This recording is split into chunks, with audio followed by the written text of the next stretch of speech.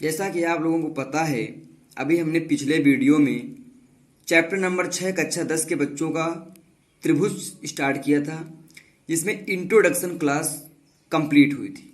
आज हम इसी चैप्टर के त्रिभुज के ट्रायंगल की जो पहली एक्सरसाइज है आपकी 6.1, इसको डिटेल से सॉल्व करेंगे। सभी एनसीईआरटी प्रश्न सॉल्व करेंगे।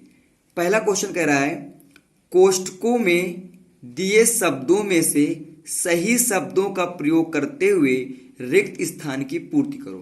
पहला क्वेश्चन कह रहा है, इसके आपसे दो ऑप्शन दिए, दो में एक ही सही होगा।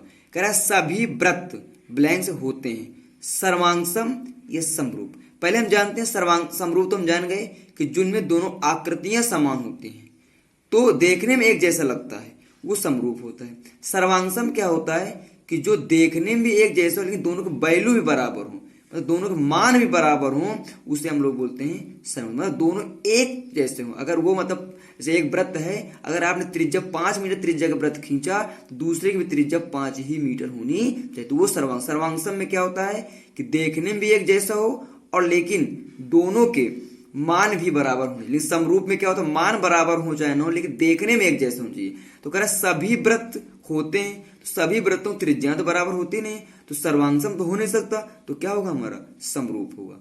दूसरा कह रहा है सभी वर्ग, इसमें भी है सभी वर्ग, तो क्या होंगे यहाँ पे सभी वर्ग सर्वांगसम नहीं हो सकते क्योंकि मान बराबर नहीं होते, इसलिए क्या होगा आपका समरूप होगा।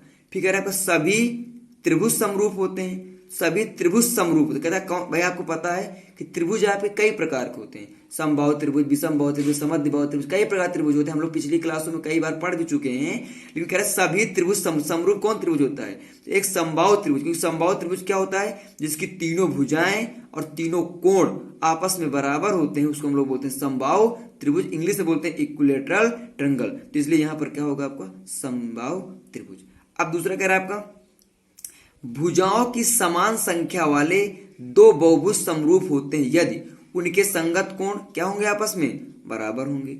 दूसरा, उनकी संगत भुजाएं क्या होंगी, आपस में समानुपाती होती हैं। अभी हमने बताया भी, दो नियम बताया था ना आपको कि संगत कोण हमेशा क्या होते हैं, बराबर। पिछली क्लास में मैंने बताया था ना कि अगर आप किसी दो आकृतियों को समरूप सिद्ध करना है तो दो रूल होते हैं। पहला, उसके संगत कोण बराबर होते हैं। दूसरा, उनके भुजाओं के अनुपात आपस में बराबर होते हैं। तो संगत कोण इसमें क्या होंगे, बराबर। उनकी संगत भुजाओं के क्या होंगे, आपस में समानुपाती होंगे।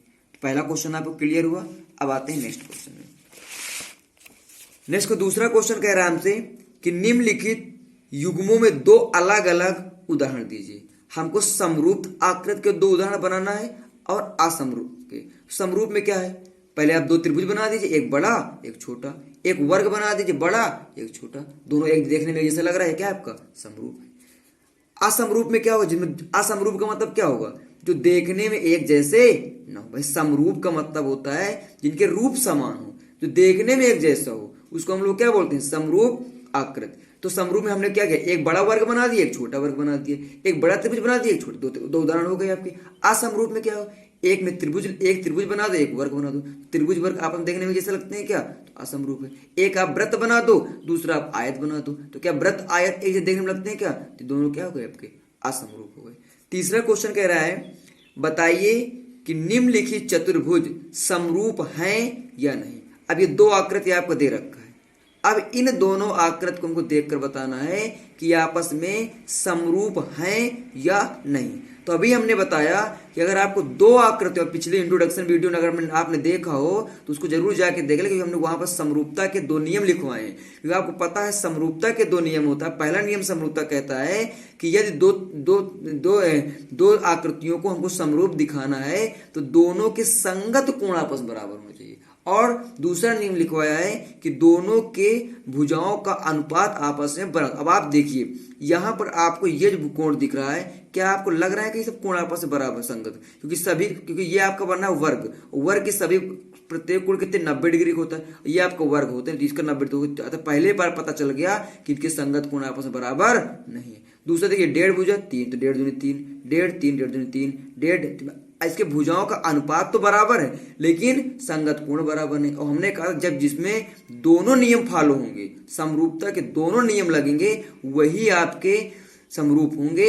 ये नहीं कि संगत भुजाएं बराबर तो हम समरूप कर देंगे, नहीं। अतः ये दोनों चतुर्भुज समरूप नहीं। इस तरह से हम 6.1 एनसीईआरटी का पूरा सॉल्व किया। अब आगे जो इंट्रोडक्शन वीडियो नहीं देखा वो इंट्रोडक्शन वीडियो जरूर देख लें। अगर आपने इंट्रोडक्शन वीडियो देख लिया तो ये आपको 6.1 बिल्कुल बहुत आसानी से समझ में आ जाएगा। धन्यवाद।